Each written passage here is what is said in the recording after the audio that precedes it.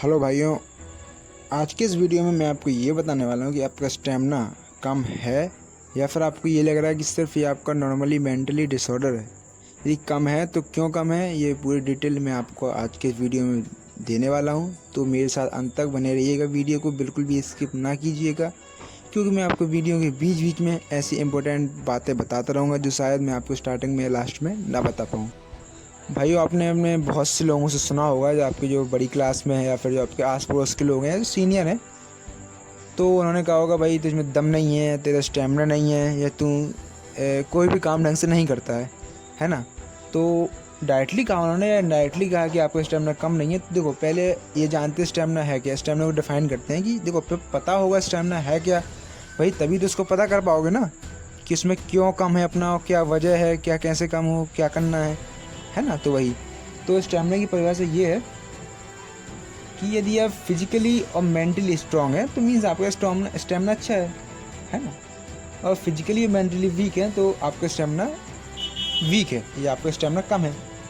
तो अपने बहुत सारे दोस्त भाई लोग क्या करते हैं, या ये एक्चुअली क्या, ये उनकी भी गलती नहीं, उनको पता नहीं रहता। वो लोग क्या कर लेते हैं कि फिजिकली फिटनेस को ही स्टेमिना मान लेते हैं, है ना, जबकि फिजिकली और मेंटली दोनों स्ट्रांग होने को स्टेमिना बिल्डअप कहते हैं। इसका ही मतलब मेन स्टेमिना का रिलेशन दोनों से, फिजिकली भी और मेंटली भी। ठीक है फ्रेंड्स, तो आइए जान लेते हैं कि स्टेमिना यदि कम है तो बॉडी में क्या रिक्वायरमेंट होती है, बॉडी क्या सिम्टम देता है, अपनी बॉडी है वो क्या संकेत देना चालू कर देती है अपन को। तो पहला क्या है, पहला तो ये है कि यदि लंबे दौड़ते हैं या लंबी दूर तक चलते हैं, जैसे आपका 2-3 किलोमीटर हो गया, 4-5 किलोमीटर हो गया, या फिर आप सीढ़ियाँ चढ़ते हैं 30-40 सीढ़ियाँ, उसमें आप थकने लगते हैं या आपकी सांस बहुत ज़्यादा फूलती है। देखो, सांस तो सबकी फूलती है, बहुत ज़्यादा फूलती है, और थकने लगते हैं ज़्यादा, आपको उसके बाद तुरंत रेस्ट चाहिए या ब्रेक चाहिए।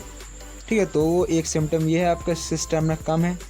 दूसरा फ्रेंड्स ये, यदि आप कोई फिजिकली कोई वर्क कर रहे हैं या मेंटली कोई वर्क कर रहे हैं और उसमें यदि आपका स्टेमिना कम है, तो वो ऐसे पता चलेगा कि यदि आप फिजिकली मेंटली वर्क कर रहे हो, आपने मान लो पढ़ाई कर रहे हैं और पढ़ाई करते करते आधे एक घंटा बाद आप थकने लगे, आप सोचे यार मैं तो बहुत थक गया, कुछ भी XYZ, मेंटली बहुत थक गया, मैं तो बहुत स्ट्रेस आ गया, और फिजिकली कोई वर्क करना है तो बहुत जल्दी थक जाना, तो उसको ये मानते हैं अपन कि उसमें अपना स्टेमिना कम है।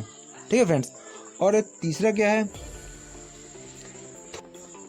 आपका बिना मेहनत किए ही आपको पसीना आना, जो आपके बॉडी में छिद्र होते हैं उनसे थोड़ा सा हल्का हल्का भी आप पानी निकल रहा है, आप कुछ वर्क नहीं कर रहे हैं, कुछ लोड नहीं कर रहे हैं, मान लो पढ़ाई कर रहे हैं, पढ़ाई करते समय अगर थोड़ा आपको पसीना आ रहा है तो ये भी एक रीज़न है कि आपका स्टेमिना कम है ना, जिसे दम बोलते हैं नॉर्मली विलेज के लोग, वही मैं कह रहा हूँ, आपका स्टेमिना कम है ना। और चौथा लक्षण क्या है, भूख नहीं लगना या फिर कम भूख लगना। जैसे आप नॉर्मली दिन की 9-10 रोटी खाते हैं, ये आपका एक है, ये भूख लगनी नहीं, सुबह खा लिया आपने 2-3 रोटी और शाम को खा लिया और बहुत कम खा रहे हैं।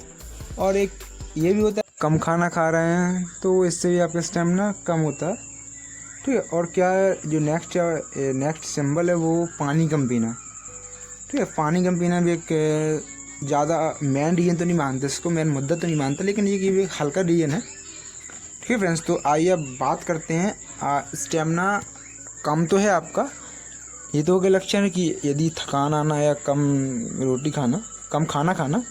अब देखते हैं क्यों कम है। ठीक है, उसके रीज़न जानते हैं। तो रीज़न जानने के लिए जो पहला रीज़न है वो ये है कि आप प्रॉपर नींद नहीं लेते हैं।